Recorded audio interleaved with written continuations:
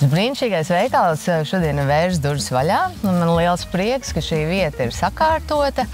Agrāk šeit bija tirdziņš, pēc tam bija metāla apstrādes darbnīca. Un šodien durvis vēr vietējais veikals Top.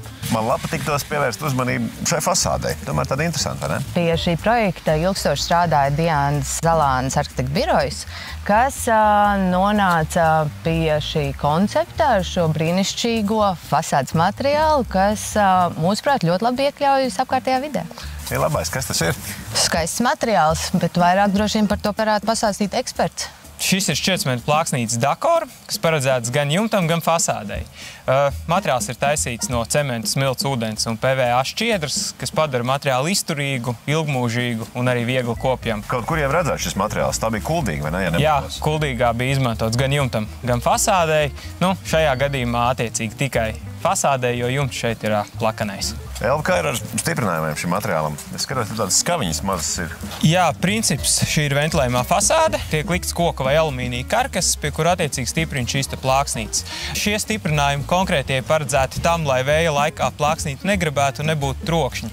Šobrīd, tāpēc, ka tā fasāde ir jauna, šie metāli vēl ir spīdīgi, bet ar laiku viņi apsūbēs un jau neliks ārā. Kā ar skaviņām un komplektāciju? Ir pašam jāmeklē kaut kur, ja tu vari pateikt?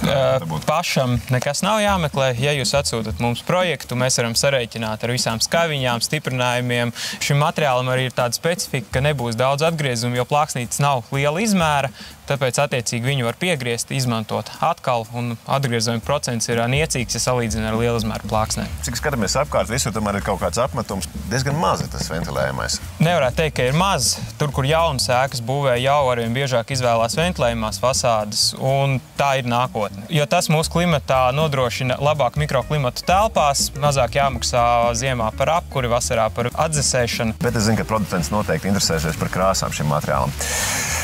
Kur arī interesējās. Ir dažādi varianti krāsas. Te es paņēmu standarta krāsas līdz, bet ir pieejamas vēl. Vai tu zini vispār, cik krāsas ir pieejams?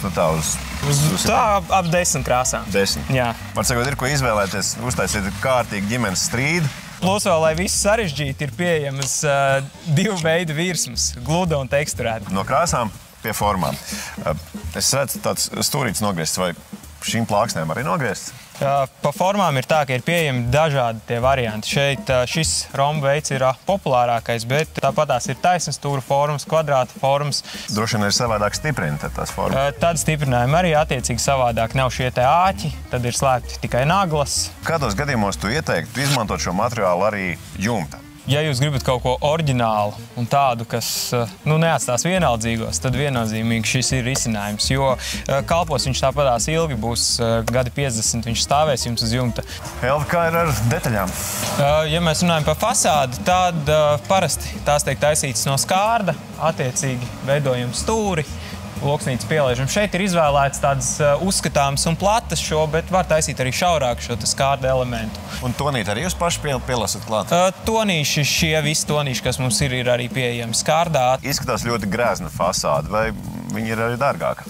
Atkarīgs ar ko salīdzina. Ja mēs salīdzinām ar apmestām fasādēm, tad nedaudz dārgāka būs, kādiem 10–15%, bet mēs iegūsim to, ka viņa nebūs jāpārkrāso, nebūs ar viņu pēc tam nekas jādara papildus. Un kur cilvēki var iepazīties ar šādu lietu, ja viņi grib kaut kādas formas apskatīties un arī krāsas? Iesaku sākt ar Eternit.lv mājaslapu.